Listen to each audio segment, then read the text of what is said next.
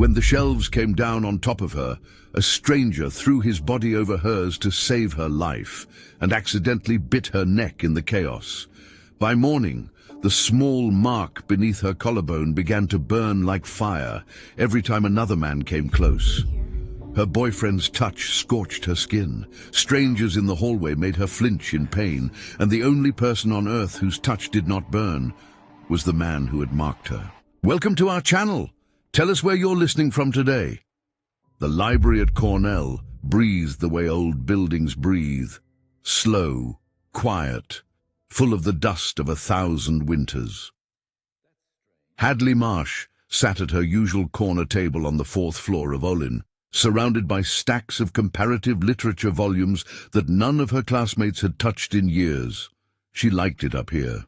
The fluorescent lights hummed at a frequency only she seemed to notice, and the shelves were tall enough to swallow her entirely. At 22, she had perfected the art of being unseen. People walked past her in hallways without registering that she existed. Professors had to glance at the seating chart to remember her name. And tonight, like most nights, she was alone with her notebook, her coffee gone cold, and the strange, persistent feeling that she was waiting for something she could not name. Her phone buzzed. Bram. Again. "Where are you, babe? I thought you were coming over." She stared at the message for a long moment before typing back. "Studying. I'll come by later." It was a lie. She was not going to come by later. She had not gone by later for almost 2 weeks. Something inside her, some small instinctive thing she did not yet have a name for, had begun pulling her in the opposite direction whenever Bram texted. She told herself she was being dramatic. She told herself 2 years was a long time, and relationships had ebbs and flows. She told herself a lot of things, but the truth was simpler.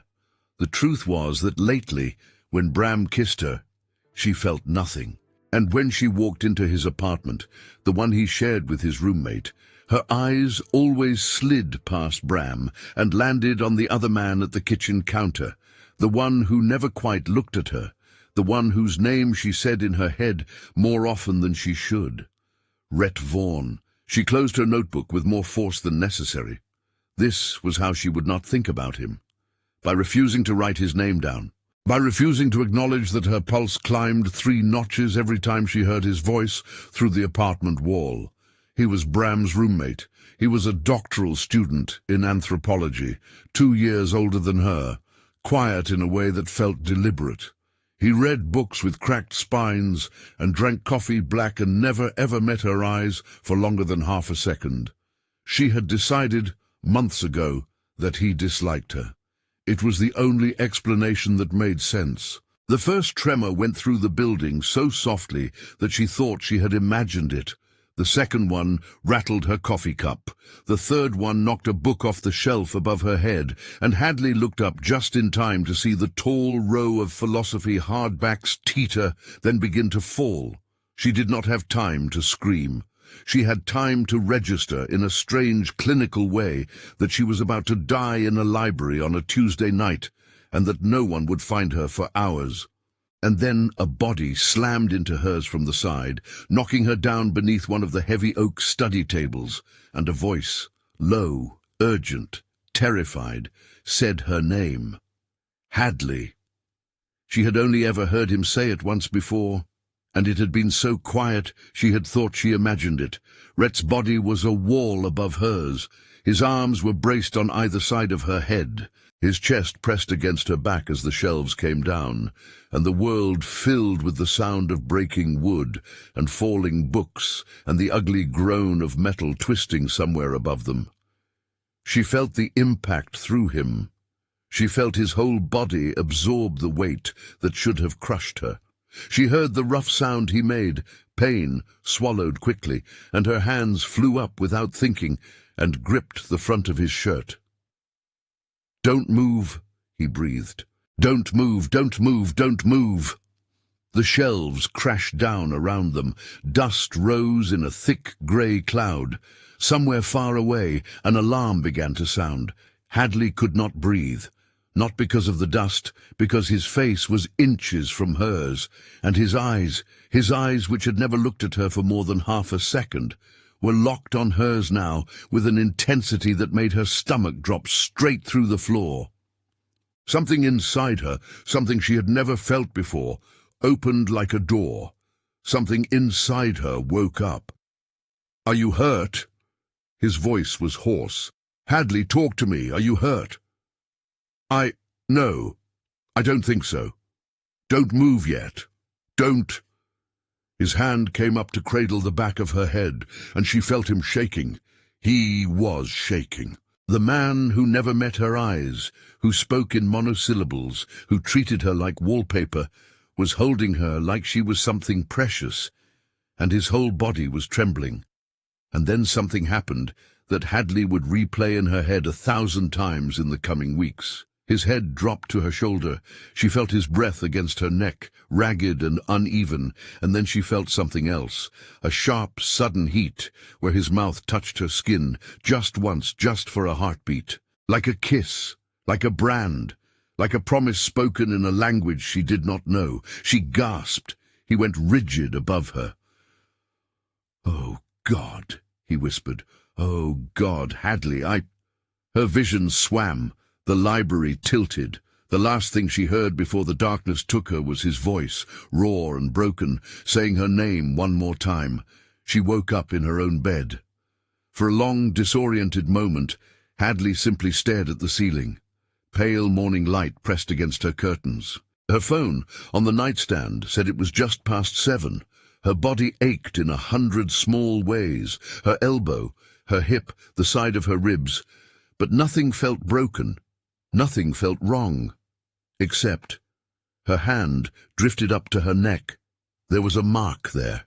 She could feel it without looking, a circle of warmth, low on the curve where her shoulder began, that pulsed faintly with her heartbeat. When she sat up and crossed to the mirror above her dresser, she stared for a long time at the small, perfect crescent of pink-gold skin just below her collarbone. It looked like a bruise that had decided to be beautiful. It looked like a piece of jewelry she had been born wearing and had only just noticed. She did not remember coming home. She did not remember anything after the library, after the shelves, after his face, the shaking, the breath against her neck, the heat. Her phone buzzed. "Ren, OMG, are you okay? I just heard about the library. Call me." Hadley pressed the heel of her hand against her forehead. 3 more messages, all from people she barely knew, all asking if she was all right. She scrolled up, looking for the one name she expected to find, and there it was. Bram, sent at 11:47 the night before. "Heard about the library. You good?" That was it.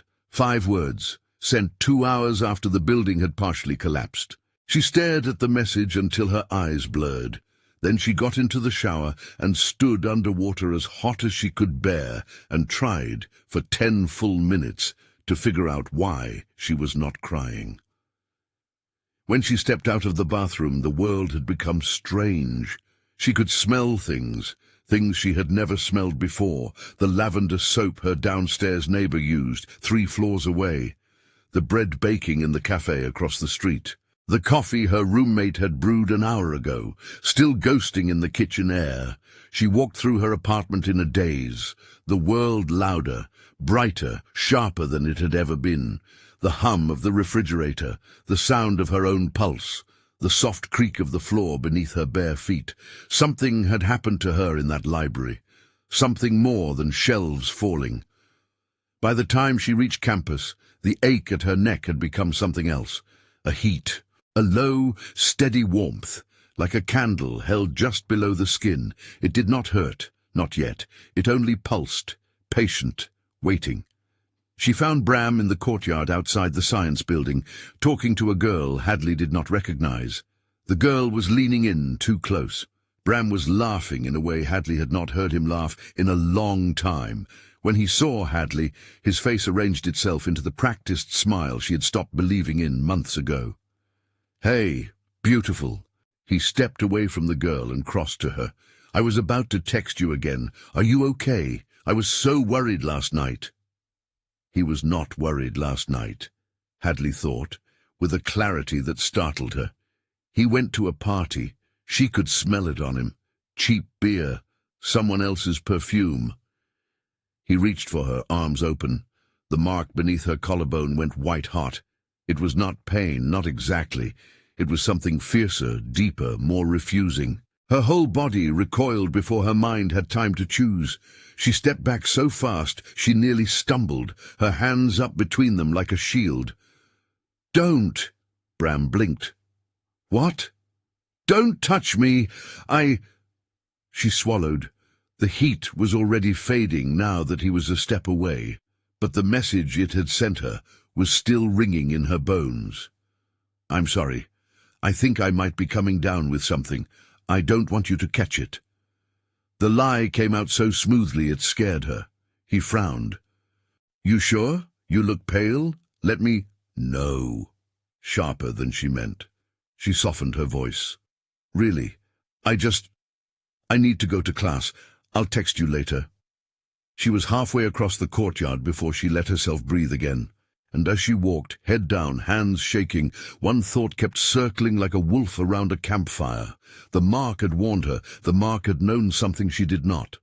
The library was closed for repairs. They had set up a temporary study space in one of the older humanities buildings, and Hadley went there because she did not know where else to go, and because being alone in her apartment felt unbearable. Her senses were too loud. The walls of her own bedroom had begun to feel like a coffin made of sounds she had never noticed before. She found a corner. She opened a book. She tried to read the same paragraph 6 times. And then she smelled him. Before she saw him. Before she heard him. Before any human sense should have been able to know he was there. Damp earth after rain, old paper, cedar. Something else underneath, something she had no word for. Something that made the mark at her neck go suddenly, completely cool, as if a long fever had broken. She lifted her head. Rhett Vaughan stood at the end of the row of bookshelves, frozen, watching her. He looked terrible. There were shadows under his eyes that had not been there yesterday. His jaw was tight. His hands were shoved deep into the pockets of his coat, as if he did not trust them to behave, and he was looking at her, really looking at her. Not the half-second glance she was used to, not the carefully averted gaze. He was looking at her like a man who had been holding his breath for a year and had just been told he could exhale. Hadley. Her name in his mouth was a different language than it had been in Bram's. Rhett. She closed the book. Her hands were shaking. Last night. The library, did you? Yes. Did you bring me home? Yes. How did you know where I... Hadley. His voice was very quiet. Please. Not here. She stared at him. The mark at her neck was warm now, but a different kind of warm. A welcoming warm, a coming home warm, and somewhere inside her something that was not quite her own thought stretched and yawned and turned its head toward him, with a slow, deep recognition that nearly made her knees buckle. It said, though it did not use words, "There you are." "What is happening to me?" she whispered. Rhett closed his eyes. When he opened them again, they looked almost gold in the bad fluorescent light, and Hadley thought for one wild second that she was hallucinating. "I have to go," he said. "What? No. I'm sorry, Hadley. I'm so sorry. I have to—" He turned and walked away from her so fast that he was at the door before she had even risen from her seat. She watched him go. She watched the door swing shut behind him. She watched him through the window, walking across the quad with his shoulders pulled tight as a bow. She sat back down very slowly. She placed her palm flat against the mark at her neck. "What did you do to me?" she whispered to no one. "What did you do?" She did not see him again for 2 days. She tried to live a normal life. She went to her seminar on 19th century novels. She turned in a paper she had written the week before. She avoided Bram's calls, and avoided Wren's worried texts, and avoided thinking about the way her body had become a stranger to her, the way she could now hear conversations from 3 rooms away, the way food tasted in colors, the way she had begun to dream every night of running through a forest she had never seen. On the 3rd day, she went to Bram's apartment because Wren had insisted on staging an intervention.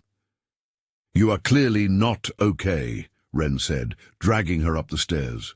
"And whatever is going on between you and Bram, you need to either fix it or end it. You can't keep hiding in your room like a Victorian widow." "I'm not hiding." "Hadley, sweetie, you haven't washed your hair in 3 days. She had washed her hair that morning, but Wren did not know that, because Wren could not smell what Hadley could smell. Wren did not know that Hadley had spent 45 minutes scrubbing her own skin in the shower, trying to get the scent of Bram's apartment off her before she had even arrived. That sweet smell, the one she had begun to notice on him weeks ago and had not understood. The cloying, syrupy, wrong smell of someone else's perfume soaked into someone else's clothes. Wren knocked. The door opened, and it was not Bram standing there, it was Rhett. He looked at Wren. He looked at Hadley. The blood drained out of his face. "Bram's not here," he said. "Oh!" Wren glanced at Hadley. "When will he be back?" "I don't know. He didn't say." "That's fine." Wren pushed past him into the apartment, dragging Hadley by the wrist. "We'll wait." Hadley wanted to say no. Hadley wanted to turn around and run all the way back to her apartment and lock the door and never come out again.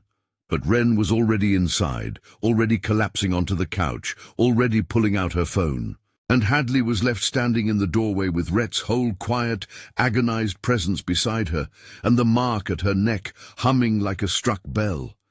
He stepped back to let her pass. He was careful, so careful, not to touch her. She felt the careful of it. She felt how much it cost him. "I'm sorry," he murmured, so quietly that only she could hear. "For what?" He looked at her. His eyes were tired and golden and full of something she could not read. "For all of it," he said. "For everything that's coming." She found out about the affair the next afternoon. It was not dramatic. It was almost banal.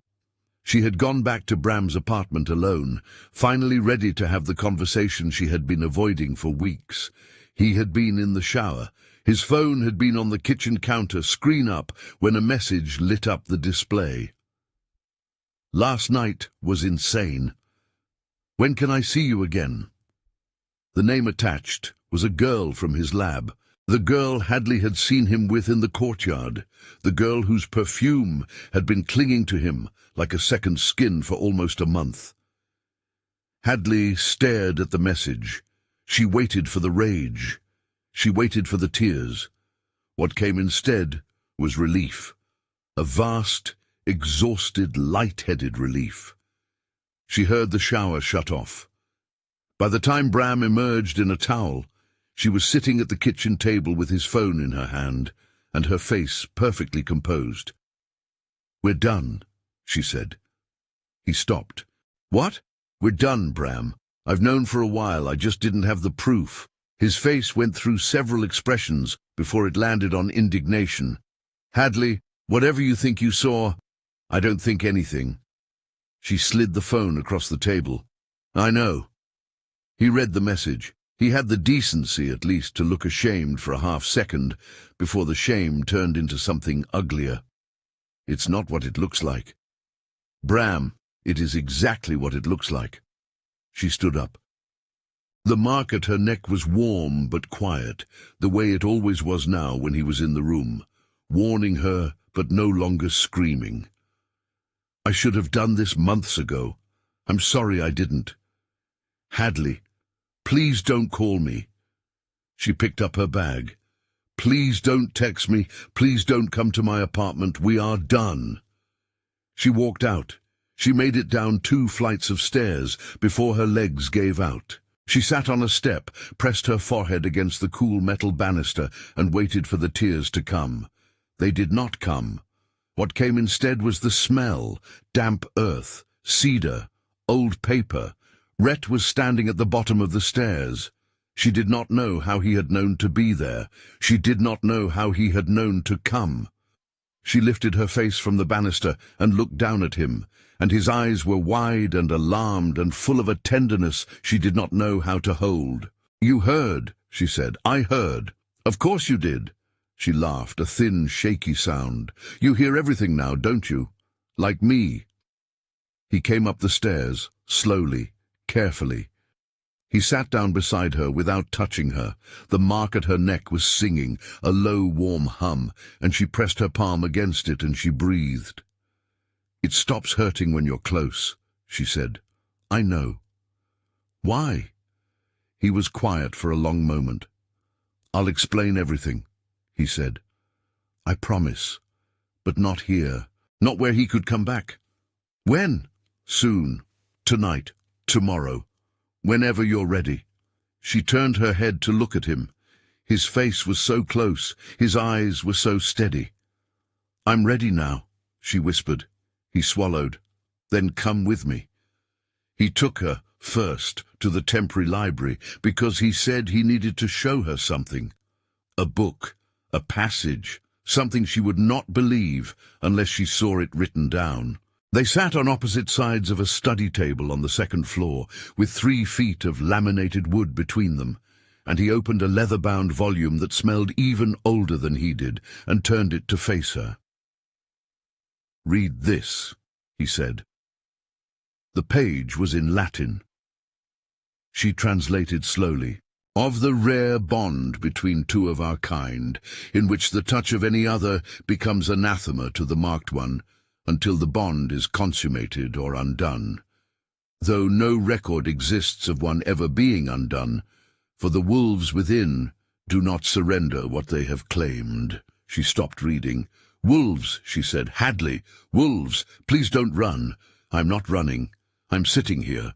I'm sitting here in a library, reading a Latin manuscript that says the word wolves. And I have a mark on my neck that burns when other men touch me, and I can hear conversations on the floor below us. And last night I dreamed I was running through pine trees, and I am not running. I'm sitting. Hadley, tell me what I am." He drew a long breath. "You're like me. And what are you?" His voice dropped to almost nothing. "I'm what your mother was." She went very still. "What? Your mother? Hadley, I don't know everything. I only know what I've been able to find since the library, since I realized. Your mother carried what I carry. It runs in bloodlines. It usually wakes up early in childhood, but sometimes it sleeps until something wakes it up." "Something like what?" "Like me." The library was silent around them. Somewhere far away someone laughed. A door closed. A heating vent clicked. "You bit me," she whispered. "Yes." Why?" His jaw worked. He looked down at the book between them. "Because the shelves were going to crush you, and mine, what I am, knew yours, recognized yours, and mine made the choice before I could stop it. I would have died before I let those shelves touch you, Hadley. But what I did instead, I marked you. I'm so sorry. I have spent a year trying not to look at you. I've spent a year trying not to know what I knew. And then it didn't matter anymore, because you were going to die, and mine made the choice." The librarian walked past their row. They both fell silent. They waited until the footsteps faded. "I can't be near you here," he said. "Not in a place like this. Not with people who know us. I can't. Hadley, the bond. It pulls. It pulls hard. And the longer we sit here, the harder it pulls. And I can't talk to you the way I need to talk to you with 100 people walking past every 5 minutes." "Then where?" He looked at her. "My family has a cabin," he said, "on the lake, 2 hours from here. No one's there. There's no signal. There are books and a lake and quiet, and we can talk for as long as we need to talk. 2 days. Just 2 days, Hadley, and then I'll bring you back and you can decide what you want to do." She stared at him. You want me to get on a motorcycle with a man I barely know and disappear into the woods for 48 hours? Yes. Rhett, that's insane. I know. I don't even know your middle name. It's Asher. She laughed. It came out half strangled. The mark at her neck was warm and steady and pleased somehow, and she pressed her hand against it and tried to think clearly and could not, because the thing inside her that had woken up in the library 3 nights ago was looking at him through her eyes, and what it was saying, without words, without language, in a voice older than thought, was, yes, yes. Take me. Take me away from here. Take me anywhere. Okay, she said, his head jerked up. Okay? 2 days. We talk. You explain everything, and then you bring me home and I decide. Hadley. But Rhett. She leaned forward. The mark hummed. If you lie to me even once, I will walk out of that cabin and find my own way back. Do you understand me? I understand. Promise me. I promise. She stood up. Her legs were steadier than they had any right to be. Then let's go. He carried her down the stairs. She had not asked him to. Halfway down the second flight, her knees had gone soft, the adrenaline of the last hour finally collapsing, and he had simply scooped her up without a word, one arm under her knees and one behind her back, and carried her the rest of the way as if she weighed nothing. The mark at her neck went silent for the first time in days. Her cheek found the curve of his shoulder. She could hear his heart beating fast and hard beneath her ear. You can put me down. I will in a minute. He did not put her down for 3 more flights. The motorcycle was parked in a lot 2 blocks from campus. It was old and black and beautiful in a beat-up sort of way, and he handed her his helmet without asking, and she put it on without arguing, and when he swung his leg over the bike and looked back at her, she did not hesitate. She climbed on behind him. She wrapped her arms around his waist. She pressed her face against the leather of his jacket. The mark at her neck went from warm to gone. The ache she had carried for 3 days simply dissolving into something so calm it felt like sleep. She made a small sound she could not help. I know, he said over his shoulder. His voice was rough. I know. Hold on. He started the engine. Ithaca slid past her in pieces. The lake, the bridges, the long, narrow roads that climbed up into the hills and then plunged down again into pine forest. The sun went down somewhere along the way. The sky turned gold, then rose, then slate. The wind cut through her thin coat, but Rhett's body broke most of it, and she pressed closer and closer, and at some point she stopped being cold at all, because the heat of him was so much steadier than anything she had ever known. She held on. For 2 hours she held on. She did not think about Bram. She did not think about the mark. She did not think about the wolves in old Latin manuscripts, or the shelves in a library, or her mother who had died when Hadley was 6, and had never told her, never told her, never told her. She thought about the way the man in front of her was breathing, slow, steady, like he had been holding himself together for a very long time. She thought about the way her body had decided, without consulting her, that the safest place in the world was pressed against this stranger's back. The cabin appeared out of the trees like something half-remembered from a dream. Wood and stone and a long, sloping roof, a single light burning over the porch, the lake beyond it, black and silver under the rising moon. Rhett killed the engine. The silence afterward rang in her ears. He climbed off the bike. He turned to her. He held out a hand. She took it. When her boots touched the gravel, her legs gave out a little, and his hands came up to catch her elbows, steady her, hold her. "Welcome to Hemlock Hollow," he said. The first night she slept harder than she had slept in years. He had shown her the cabin in the dark, the kitchen with its iron stove, the great room with its wall of books and its enormous fieldstone fireplace, the 2 bedrooms separated by a long, narrow hall. He had given her the larger bedroom without asking. He had built her a fire. He had brought her a glass of water and a folded quilt and a bar of dark chocolate from a tin in the kitchen. And then he had stood in the doorway of her room with his hands jammed in his pockets and said very quietly, "I'll see you in the morning." She had nodded. She had not been able to speak. She had slept the sleep of someone whose body had decided it was finally allowed to. She woke at sunrise. The light through the window was the color of new pennies. She lay in the bed for a long time before she got up, listening to the house breathe. The floorboards settling, the lake against the dock outside, the small rustle of pine branches. Somewhere in the house, a kettle whistled and was taken off the heat. The smell of coffee threaded down the hall. Her clothes from the day before lay folded on the chair beside the bed. He had left her a t-shirt and a pair of soft drawstring pants on top of the pile. His, she could tell by the smell of them, and her face went hot at the realization. She put them on anyway. They were enormous on her.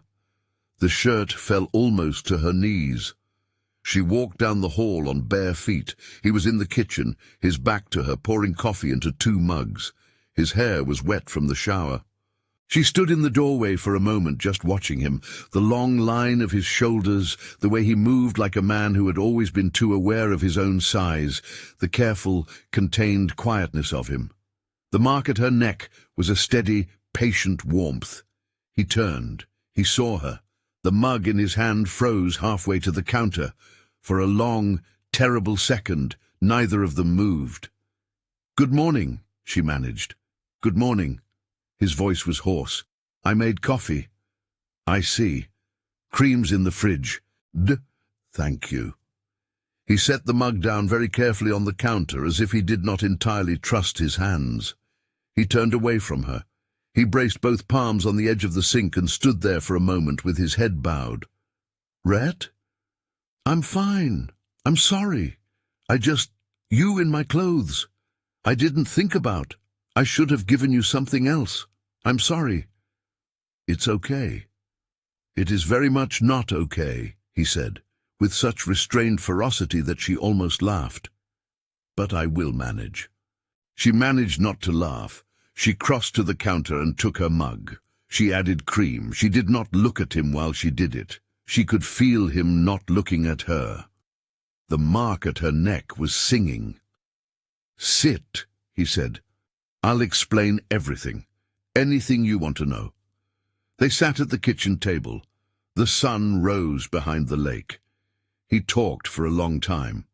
He told her about the wolves, not the kind that walked on 4 legs in storybooks, but the kind that lived inside people like them. A second self, a second voice, a second pair of eyes that saw the world a little more sharply, smelled it a little more keenly, knew things the human mind had no words for. He told her his had woken when he was 17. He told her hers had been sleeping all this time. He told her about his father, who had died 2 years ago, leaving him too young to lead a family that did not entirely trust someone his age. He told her about Hemlock Hollow, the people who came to the cabin once a year for a single weekend, his sister Margot and his oldest friend Silas, the small, tight, fierce family he had inherited. He told her about the bond. He did not look at her while he said it.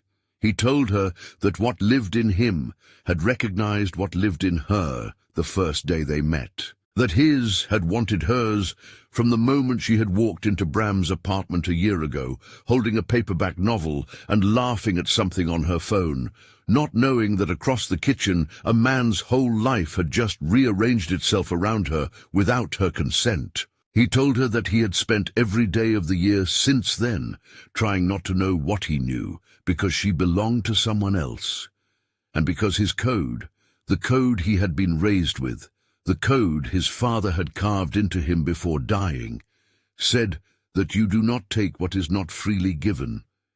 He told her that the night in the library, when the shelves had begun to fall, His had taken the choice from him.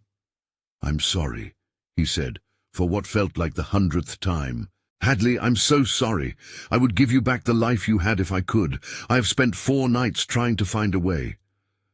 "Is there one?" "No." She was quiet. "None?" "None I have found. None recorded, none whispered about. The bond is what it is, Hadley. It does not undo. So I'm stuck with you." His mouth moved into something that was almost a smile. "Yes," he said, "and you with me." "Yes." The mark at her neck pulsed warm. The thing inside her that had woken up was practically purring. She wrapped both hands around her coffee mug and stared at the table, and tried for a long moment to feel angry. She could not. She tried harder. "You did not ask me," she said finally. "No. You did not ask me, Rhett. I have spent my entire life being looked through. I've spent my entire life being unseen, and the one time someone has finally chosen to look at me, he did it by putting his teeth on my neck and changing me into something I did not know I could be. Without asking, without—" She stopped. Her throat had closed. He was looking at her now, fully, steadily, with his whole self. "You're right," he said. "Don't. I am telling you, you're right. I should have died before I let those shelves crush you, Hadley. That part I do not regret. But the rest, yes, you are right. I did not ask you. I could not ask you. There was no time, but I should have. And I am sorry. And I will spend the rest of my life sorry." She picked up her coffee mug. She threw it at the wall. It shattered. Coffee splattered across the white plaster. The sound was enormous in the small kitchen, and the silence that followed was even bigger. Rhett did not move. He did not flinch. He sat very still and watched her and waited. "I'm so angry," she whispered. "I know. I'm so angry I can't breathe. I know. You don't get to be sorry. Sorry doesn't fix this. Sorry doesn't give me back the body that was mine 4 days ago. Sorry doesn't—" She stood up. She walked out of the kitchen. She walked out of the cabin. She walked across the porch and down the gravel path and onto the wooden dock. And she stood there at the end of it with her bare feet on the cold planks, and her arms wrapped around herself, and the great grey lake stretching out before her, and she screamed. It was not a graceful sound. It was a raw, ugly, hoarse sound, ripped up out of her chest, and when it was finished, she sucked in a breath and did it again and again, until her throat was on fire and her cheeks were finally wet. She did not hear him come up behind her, but she felt him stop 6 feet back on the dock. "I'm here," he said. "I know. I'll stay here." "Okay. As long as you need." She did not turn around. She listened to him breathing behind her. She listened to the water. The thing inside her, the new thing, was very quiet now. Not gone, just quiet, watching with her. Eventually she sat down on the edge of the dock. She let her feet hang above the water. After a long time, he sat down too, far enough away that there was a clear arm's length between them. "My mother died when I was 6, she said. "I know. Do you? You told me once, at Bram's apartment, about a year ago. You were on the phone with your father. You came out to the kitchen and you were laughing at something he'd said, and then you stopped, and you said, 'I wish she could see me now.' And then you saw me, and you went red, and changed the subject. I have remembered it for a year, Hadley." She closed her eyes. "She had a wolf," Hadley said. "Like you, like me." "Yes. And she never told my father. I don't think she could. There are rules. There are reasons. I have spent 16 years thinking I was a girl who could not see what other people saw, who could not feel what other people felt, who walked through rooms without leaving footprints." She drew a shaking breath. "And it turns out I was carrying her inside me the whole time, and nobody told me. I'm telling you now." "Yes," she said. "Yes, you are." The wind came across the lake. It lifted her hair. She could smell pine and water and him and somewhere far away wood smoke. Her senses, she realized, were not loud anymore. Out here, they were exactly right. She turned her head. She looked at him. He was watching her, sun on his face, eyes the color of strong tea. The same man who had sat across from her in the library and read her old Latin in a low, steady voice. She did not know him. She knew him. Both were true. Rhett. Yes. I think I am going to need a lot of time. Take it. I think I am going to be angry with you for a while. That's fair. I think I'm going to keep yelling at you sometimes. The smallest smile pulled at the corner of his mouth. I'll be ready, he said. She turned her face back to the lake. After a moment, very carefully, she slid her hand across the wood of the dock until her fingertips were just a hair's breadth from his. She did not touch him. He did not move. They sat there like that for a long time. They walked back to the cabin together as the sun was sliding west. Halfway up the path, her foot caught a tree root she had not seen, and she pitched forward. He had her before she had finished gasping, both his hands closing around her elbows, steadying her, lifting her back to her feet. It happened fast, too fast for her to think, and then she was upright again, and he was right there, his face inches from hers, and his hands were still on her arms, and neither of them moved. The mark at her neck went so still she could feel her own pulse through it. His eyes dropped very briefly to her mouth. Hers dropped very briefly to his. She felt the warmth of his palms through her sleeves. She felt his breath on her cheek. She felt the way his fingers tightened, just once, just for half a second, before he made them loosen. "Thank you," she whispered. "For what?" "For catching me." "Hadley." "What?" "If you don't move," he said, voice very low, "I am going to do something I will spend the rest of my life regretting was uninvited." She stepped back. It cost her something she did not have a name for. The thing inside her made a sound of protest that she felt in her bones. But she stepped back, and his hands fell away from her arms, and they walked the rest of the way to the cabin 3 feet apart, neither of them speaking, both of them breathing too fast. That night they ate dinner in front of the fire. He cooked. He was, it turned out, a quietly excellent cook, the kind of cook who learned 5 things to perfection and made them on rotation for the rest of his life. They ate pasta with butter and lemon and salt, and bread he had toasted on the iron stove, and a bowl of olives he had brought from a tin in the pantry. They sat on opposite ends of the long couch. She tucked her bare feet under her. The fire cracked. They did not talk about the bond. They did not talk about Bram. They did not talk about what had almost happened on the path. They talked about books.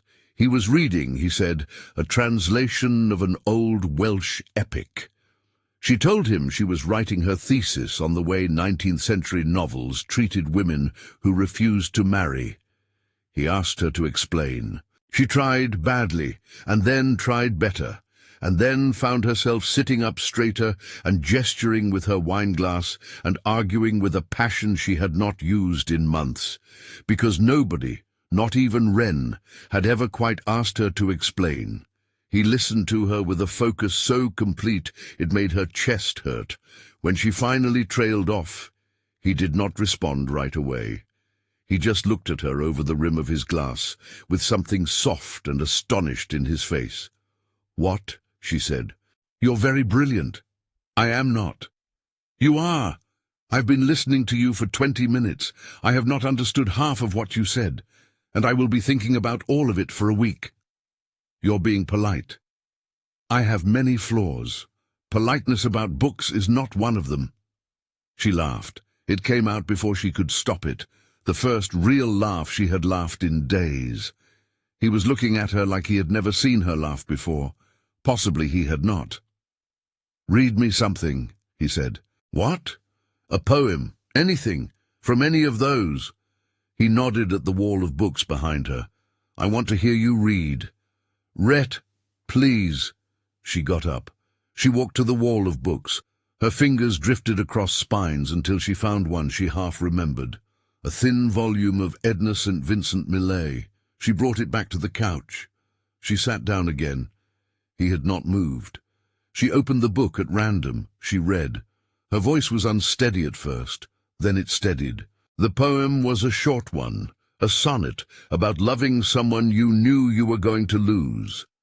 She did not realize until she was halfway through what she had chosen. When she got to the last line, she stopped. The fire crackled. "Read another one," he said. She read another one, and another. Somewhere in the middle of the fourth poem, she became aware that he had moved closer on the couch. Not touching, not nearly touching. But the distance between them had become somehow less than it had been when she sat down, and his head was tilted toward her, and his eyes were closed, and he was listening to her like she was the last music he was ever going to hear. She finished the poem. She closed the book. Neither of them spoke. Outside, somewhere far up in the hills, a wolf called, a real one, a four-legged one, on the ridge above the lake. Hadley had never heard a wolf in her life, but she knew exactly what it was. The thing inside her lifted its head and listened. A second voice answered the first, then a third. Rhett's eyes opened. "Yours," she whispered. "Mine, watching the road, making sure we are alone. They will not come close. They know better. How many are out there?" "3. Silas, Margot, my uncle." She did not know how to feel about that, about being watched over by people she had never met, about being kept safe by strangers who had decided on the basis of a bond she had not chosen that her life was now part of theirs. But the thing inside her was glad. "I should go to bed," she said. "You should." She stood up. The book was still in her hand. She put it on the table. She walked to the doorway of the hall. She turned. He was watching her go. "Good night, Rhett." "Good night, Hadley." She made it to her room. She closed the door. She leaned against it. She put her hand over the mark at her neck, and she breathed, and she did not sleep for a long, long time. She woke at 2 in the morning to a kitchen she did not remember walking into. Or she had walked into it. She remembered dimly getting up because her throat was dry.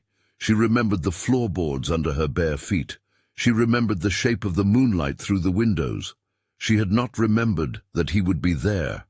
He was sitting at the kitchen table in the dark, a glass of water in front of him, untouched. His hair was wrecked. He had pulled on a t-shirt over his sleep pants, but he had not bothered with shoes, and his bare feet on the cold wood floor were doing something to her that no amount of clothing on the rest of him could fix. He saw her. She saw him. Neither of them moved. "Couldn't sleep," she said. "No. Me neither. I know." She crossed to the sink. She filled a glass. She drank. She set the glass down. She did not turn around. "It's worse at night, isn't it?" she said. "Yes." "Why?" "Because I cannot hear you breathing. Not from down the hall.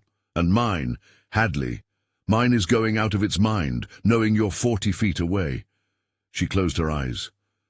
"Mine too," she whispered. She heard the chair scrape back behind her. She heard him stand. "Hadley." "Don't." "I won't." "Don't come over here." "I won't. I won't, Hadley. Look at me." She turned. He was on the other side of the kitchen, both hands flat against the table behind him, knuckles white. "I am not going to touch you," he said. "Not until you tell me to. And if I never tell you to, then I never will." She believed him. That was the worst part. She believed him completely. She walked past him very slowly, with 3 feet of kitchen between them. She made it to the hall. She made it to her room. She closed the door. She sat on the edge of her bed in the dark for the next 2 hours, with her hand pressed flat over the mark at her neck. And she did not sleep at all. The second morning, they made a plan. It was a sensible plan. It was a plan made over coffee at the kitchen table, with 3 feet of wood between them, and both of them very carefully looking at the table instead of at each other. The plan went like this. They would go back to Cornell that afternoon. They would behave in public as if nothing had changed. He would help her find a way to live with the bond from a distance, to learn what she was, to meet his sister Margot, who could explain the things he could not, to understand the new shape of her body and her senses. They would not touch. They would not be alone together. They would be friends, careful, distant, polite friends. And they would let time and discipline do what desire could not. She would finish her thesis. He would finish his dissertation. They would survive each other. And in 5 years, she said, when my degree is done, we figure it out then. 5 years is a long time. Yes. I'm not sure I can. I know. But I want to try. Yes. Because I was just stolen from one man's life, she said, and I am not. Rhett, I am not going to walk straight into another one. I have to know who I am before I know who I am with someone. Do you understand? He looked up from the table. His eyes were calm. His mouth was steady. Yes, he said. Hadley, yes. Of course, yes. Okay. Okay. So 5 years. 5 years. She reached across the table for the butter dish at the same moment he did. Her fingers brushed the back of his hand. It was the lightest touch, not even a touch. A glance of skin against skin. It lasted less than a second. Both of them froze. The mark at her neck went so hot it nearly knocked her out of her chair. The kitchen tilted. Her ears rang. She heard Rhett make a sound, low and broken, that she would think about for the rest of her life. She snatched her hand back. She knocked the butter dish over. The butter slid out across the table in one long, elegant slick and stopped against her coffee mug. "Oh, for—" Hadley said, and her voice was shaking. "Oh, for the love of— I'll get it. No, I'll get it. Hadley, I said I'll get it." She stood up so fast her chair fell over backwards. Rhett stood too, instinctively, reaching for it. They were both on their feet, on opposite sides of the small table, breathing too hard, the ridiculous knocked-over chair between them and the butter melting peacefully on the wood. "Are you doing this on purpose?" Hadley demanded. "Doing what on purpose?" "This." She gestured wildly. This making me, every time I think I have it under— Hadley, you touch my hand, and I feel like a building is collapsing on me. Again. I cannot live like this, Rhett. I cannot— I am trying not to, he said. It came out louder than he had meant it to. She heard it, he heard it. They both went very still. "What?" "I am trying not to, Hadley." His voice was rough. "I am trying not to touch you. I've been trying not to touch you for 1 year and 4 days. I've not slept properly in a week. I've not eaten properly in a week. I'm running on coffee and discipline and the absolute certainty that I will lose you forever if I move 1 inch in your direction before you tell me I can. So no, I am not doing this on purpose. I am doing the opposite of this on purpose, with every breath in my body. Are we clear?" The kitchen was very quiet. The butter continued to melt. "Yes," Hadley said. Her voice was small. "Good. Rhett, yes. I think we should clean up the butter. Yes. Together. Yes." They cleaned up the butter. They did not look at each other while they did it. The mark at her neck was a slow, steady, blazing warmth. Her hands shook slightly. So did his. When they were done, they sat back down at the table. 5 years, Hadley said. 5 years. But neither of them said it like they meant it anymore. They spent the day, very pointedly, in different rooms. She read in the great room by the fire. He worked on something at the small desk in the corner of his bedroom with the door open. They passed each other in the hall twice. Both times they pressed against opposite walls. Both times the mark at her neck sang. In the afternoon she packed her bag. In the late afternoon he went outside to start the motorcycle, to make sure it would run for the trip back. She sat on the floor of the great room with her duffel in her lap and watched the sun go down through the wide windows over the lake. She thought about 5 years. She thought about going back to her apartment, her bed, her seminars, her dissertation, her empty days that had been empty for so much longer than she had ever realized. She thought about seeing Rhett at coffee shops, maybe. Careful smiles, polite distance, the mark at her neck flaring every time he passed. 5 years of that. 5 years of pretending. 5 years of being a careful, distant, polite friend. She closed her eyes. The thing inside her was very, very quiet. It had been quiet for hours. It had stopped arguing with her. It had stopped pulling. It had lain down and gone still, the way an animal goes still when it has accepted something the human heart has not yet caught up to. It was waiting. She stood up. She walked to the wall of books. She did not know why she walked to the wall of books, but her feet took her there, and she stood in front of the shelves and ran her fingers along the spines, because she had been doing that for 2 days, and it calmed her. She heard him come back inside. She heard him stop in the doorway behind her. "I came in to grab," he began. "Yes. What?" "Whatever it is. Yes. Come grab it." She did not turn around. She heard him cross the room. She heard him stop behind her, very close but not too close. Polite distance, careful distance, 5-year distance. "It's on the top shelf," he said. "Then get it." He reached up over her shoulder. She felt the line of his body, an inch from her back. She felt the heat of his arm beside her face. She smelled cedar and old paper and lake air. The mark at her neck pulsed. He pulled the book down. He did not move away. For a long moment, neither of them moved. She turned around. He was right there, 6 inches from her face. The book was forgotten in his hand, hanging at his side. His eyes were dark and steady and full of something that had been held back for 1 year and 4 days and was, at this exact moment, finally cracking. 5 years, she whispered. "Hadley, I changed my mind." "What?" "I changed my mind, Rhett." She fisted her hand in the front of his shirt. She pulled. His mouth came down on hers like a door slamming open after a long, long winter. The book hit the floor. His free hand caught her face. Hers fisted tighter in his shirt. The kiss was desperate and clumsy and a little bit angry, and she felt him gasp into her mouth and tighten his hand on her jaw and tilt her head and do it properly, deeply, like a man who had been starving without knowing it. The mark at her neck did not burn. The mark at her neck sang. Her whole body sang. Some old part of her that had been folded up inside her chest for 22 years finally opened. She made a small, raw sound against his mouth.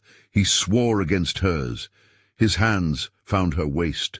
He lifted her just slightly, just enough for her bare feet to leave the floor for a second, and turned them, and she felt the wall of books at her back. The shelves pressed against her shoulder blades.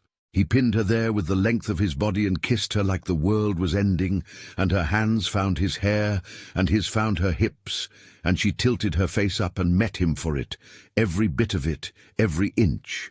She had not known before this moment that she had been hungry for 1 year.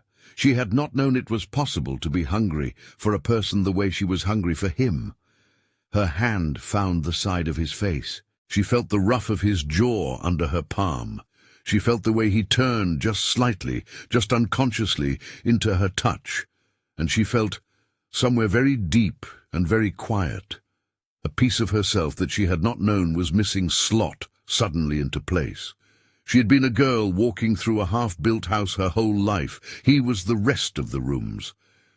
When he broke the kiss, he did not go far.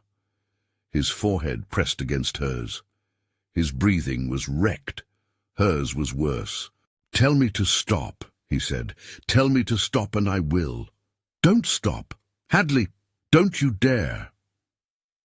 He made a sound she had never heard a man make.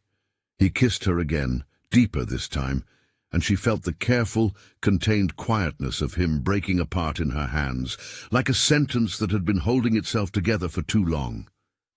She felt the bond settle, not finish, not complete, just recognize itself. The wolf in her and the wolf in him, laying their heads together at last, breathing in unison, going home. He whispered something against her mouth that only she could hear. She whispered something back. Outside, somewhere far up the ridge, a wolf called. A long, single, joyful note. It was answered almost immediately by a chorus. The pack knew. The pack had been waiting. And inside the cabin, behind a wall of books and a fire that burned low into the deep of the night, two people who had spent their entire lives waiting to be found by each other, finally stopped waiting. What happened next belongs to a place this telling cannot follow. The platform you are listening on cannot hold the rest of what unfolded between Rhett and Hadley that night, nor the second time the moon found them at sunrise the next morning, when the full moon was still hanging low in the sky, even as the sun began to rise. If you wish to know exactly what was whispered between them, exactly how a man who held himself back for 1 year and 4 days finally surrendered, exactly how a woman who had been invisible all her life was finally seen completely, and if you wish to follow them into the morning light, when his wolf could not be sated and reached for her again under the impossible sky of moon and sun together, that part of the story lives elsewhere. The full intimate continuation of these two scenes is waiting on the channel's Patreon. The link is in the pinned comment below. There, listeners may follow them past the door that closes here, and hear how memorably they gave themselves to one another. For now, the story returns. They did not go back the next morning. When she finally rose, hours after dawn had come and gone, she was wrapped in a quilt on the great room couch with her back against his chest. The fire had gone to embers. His arm was heavy across her waist. His face was pressed into her hair, and his breathing was the deepest and most peaceful she had ever heard a person breathe. Earlier, just before sunrise, she had stirred awake and found him already watching her, in the half-dark. The first pale light had begun to bleed in through the wide windows over the lake, and impossibly, against all natural law, the full moon was still hanging low in the western sky, refusing to set even as the sun began to climb. Two lights at once, moon and sun, the world holding its breath. He had whispered her name. She had whispered his. His wolf, he told her in a voice rough with the night and rougher with what was still to come, had not been satisfied. Could not be. Not yet. Not after 1 year and 4 days of holding back. And as the impossible sky shifted from silver into gold above them, he had reached for her again. And she had reached back. What unfolded between them in that strange light, beneath the moon that would not leave, and the sun that had not fully arrived, is the second part of what cannot be told here. The continuation of that morning waits on the channel's Patreon, alongside the first scene from the night before.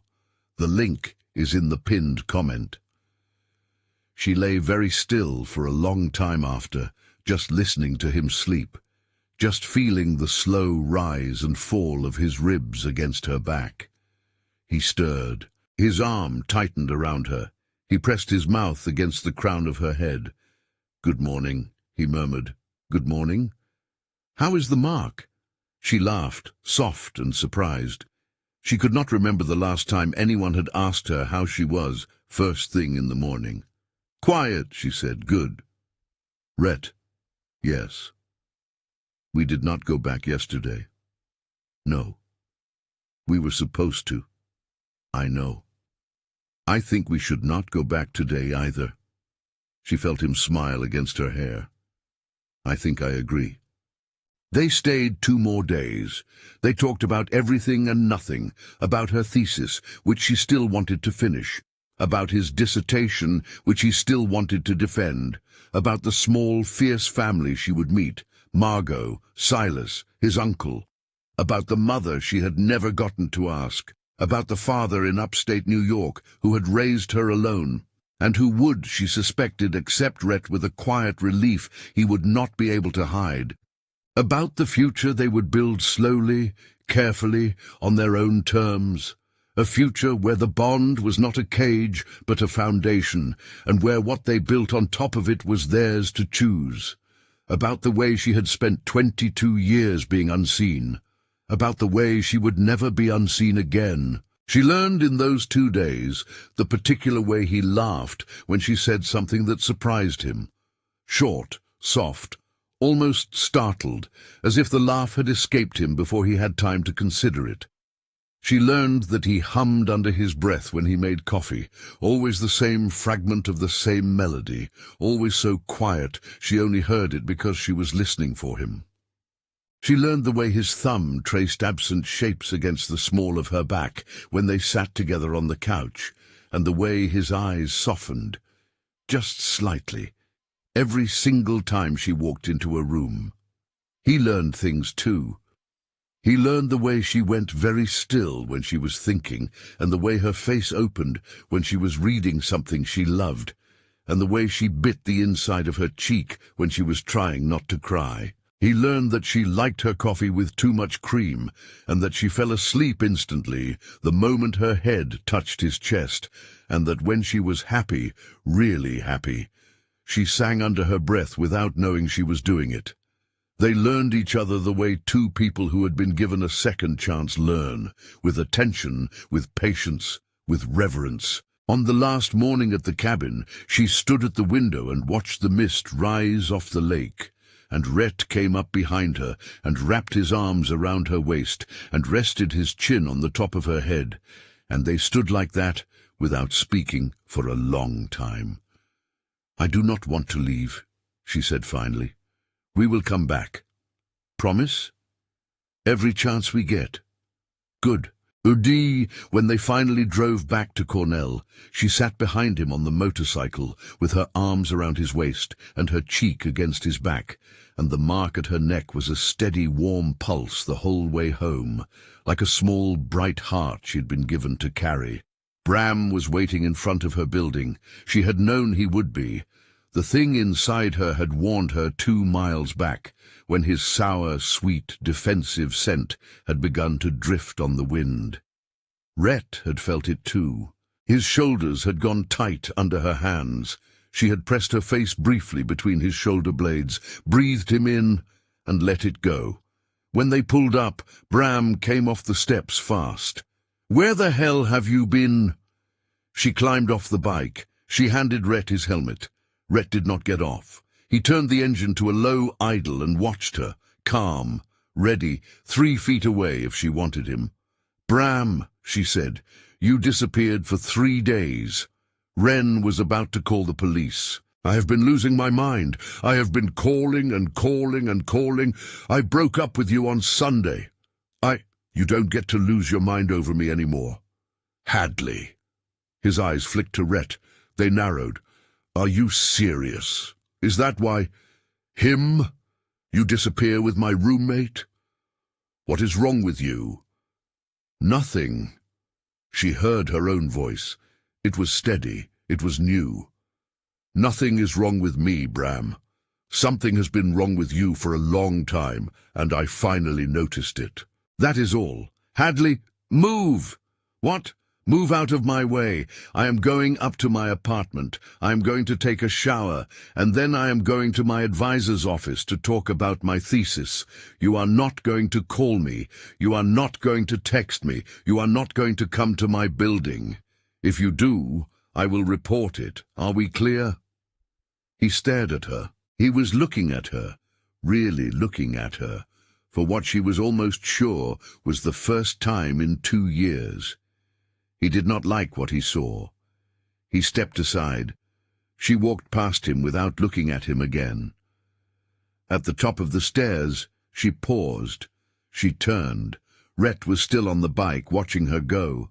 The afternoon sun caught the side of his face. The mark at her neck hummed. She lifted her hand. He lifted his. She went inside. A year passed. She finished her thesis. He finished his dissertation. She met Margot, who was tall and stern, and laughed harder than anyone Hadley had ever known, and who hugged her at their first meeting hard enough to crack ribs. She met Silas, who was quieter than Rhett, and who had a small, slow smile he saved for the people he loved. She met his uncle, who took one long look at her, nodded once, and said only, "Ah, there you are. We have been waiting." She met the rest of Hemlock Hollow at a long summer dinner under string lights, in a clearing in the woods, and when they all stood to greet her, she felt, for the first time in her life, a room full of people seeing her at the same time. She did not look away. She did not flinch.